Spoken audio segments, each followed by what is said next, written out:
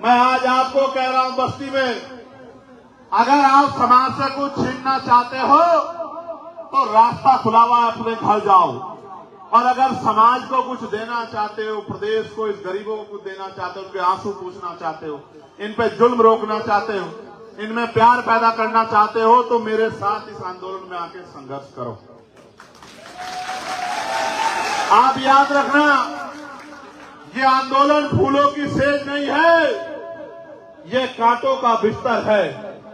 इस पर चलना तलवार की धार पे चलने जैसा है, बंदूकों के सामने खड़े होने जैसा है, गरम आग के ऊपर पैर रखने जैसा है।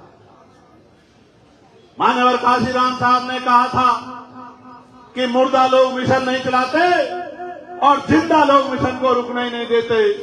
आप याद करके देखो, साहब ने बात कही और मैं इस बात को आज आपके सामने मजबूती से रखूंगा।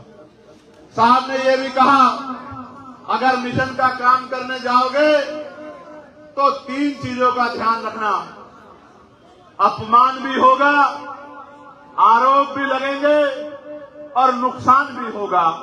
क्योंकि जिस समाज को आप समझाने निकले हो, ये दलित, पिछड़ा, मुसलमान, अन्य धार्मिक अल्पसंख्यक, आदिवासी परिवार, इनके बीच में जाकर इनको समझाने का प्रयास करोगे, इनकी आदत सुधारने का काम करोगे, तो ये उल्टा हो सकता है, आपके साथ ही लड़ पड़े। समझने की कोशिश करो साथियों, दुश्मन बड़ा चालाक है।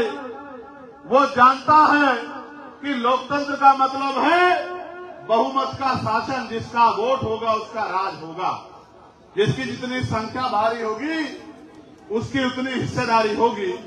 लेकिन उसने षड्यंत्र करके लोकतंत्र को धनतंत्र में बदल दिया।